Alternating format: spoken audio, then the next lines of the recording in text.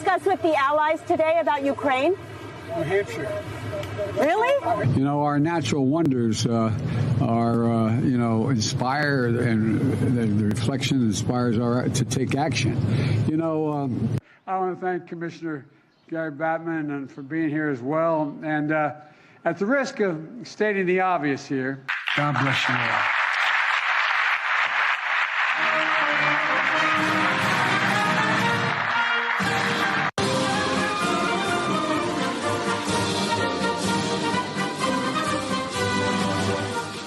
What was the reason why we led the world beginning around 1905, 6, and 7, and 8? Well, joining us now is the host of the Michael Savage Show podcast, Dr. Michael Savage. Dr. Savage, if it's this bad right now, what is this president going to look like? What is this presidency going to look like and sound like a year from now, 2 years from now? Mike, thanks for having me. The king has no mind. We heard the fable, the king has no clothing. Everybody knows he has a mental problem. This is a very serious problem. They're laughing at this president around the world. I am by no means the world's expert, but for 3 years, I was director of the Alzheimer's Research Institute, and I saw the disaster of this disease. And I will tell everyone listening right now, here is how it goes. The decline starts like this, and then it goes like that, and then it goes like that. He's very close to the next phase. He is in the second stage of, you can say Alzheimer's disease. The symptoms are, well, let the people decide. Forgetfulness, check that. Signs of confusion, the bunny shaking hands with the air, check that. Disorientation, check that. Next, rambling, let's check that. Repeating the same statements over and over, let's check that. Making up words of his own, let's check that. This is the second stage of Alzheimer's disease. So what am I saying? I'm saying that this is a very sad situation. And the world is laughing at this man while we're at war, using Ukraine as a proxy against Russia. This is a disaster. Who is putting this poor man up there every day? The answer is those who are afraid of what replaces him. And that would be the puppet of Nancy Pelosi, Kamala Harris. People don't know what to do in this country right now. Now we look at what the king is doing. The king is stumbling. The king is bumbling. The king is mumbling.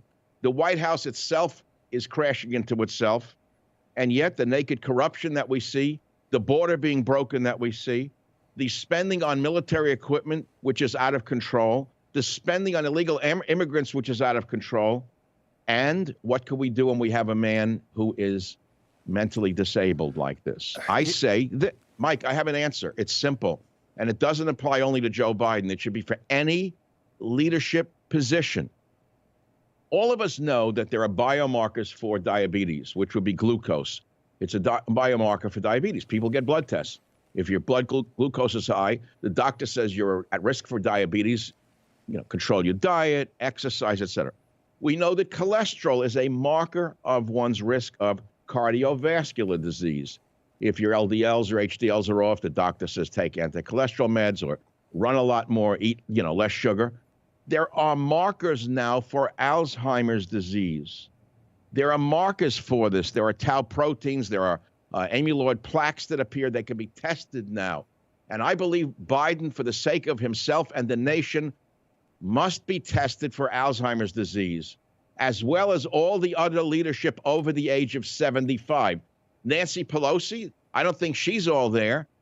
So now we have a nation in disarray run by people who are mentally off, and people don't know what to do about it because waiting in the wings is someone who is worse than him. Biden is actually a centrist compared to Kamala Harris, I would say. Dr. Savage, we have an escalating crisis in Ukraine, a massive border crisis in this country, an economy that's failing, and a loss of confidence in many of our institutions, CDC in particular, the U.S. military, just to name a few, the wokeification of the U.S. military. In this crucial moment for this country, is Joe Biden fit to take on all of these crises? I think the answer is in the question.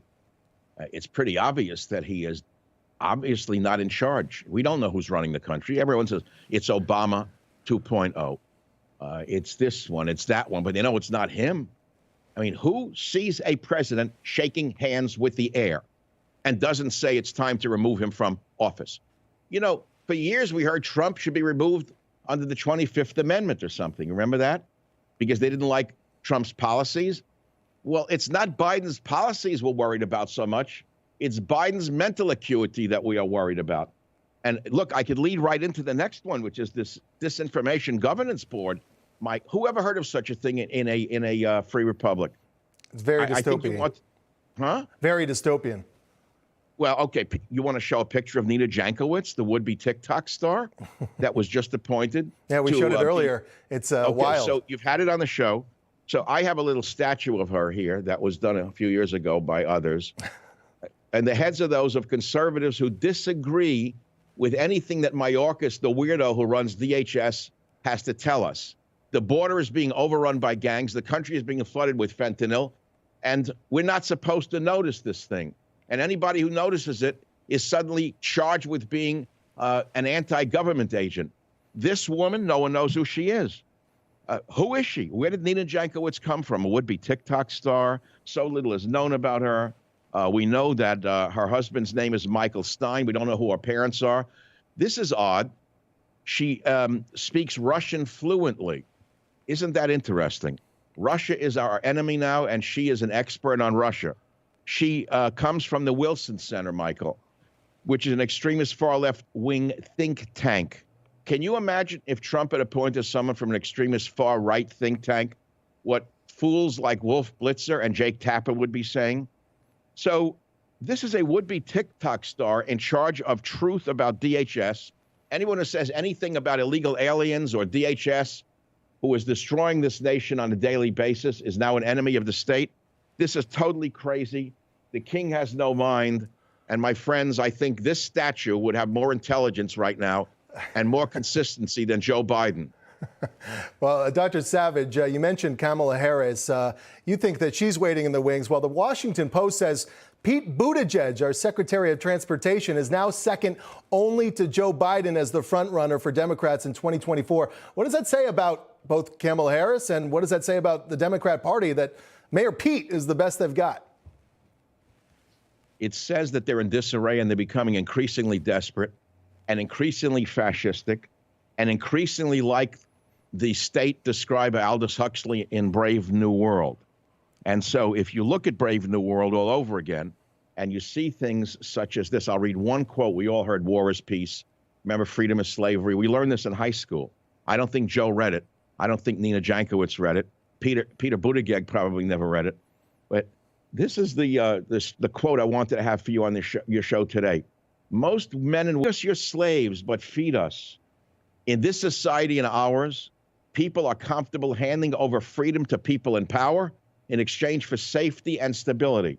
And in this exchange, people learn to love their servitude, choosing it over any dreams of revolution. Aldous Huxley was one of my absolute gods. I went to London when I was 18 years old to read his papers at the London Museum. He was one of the great geniuses of all time.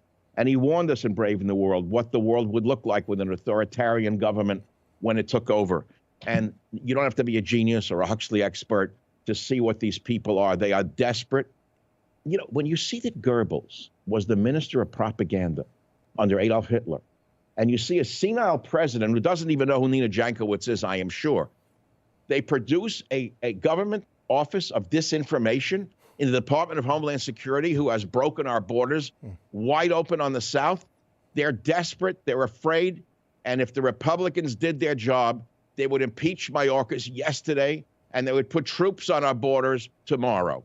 Dr. Michael Savage, appreciate you being with us tonight.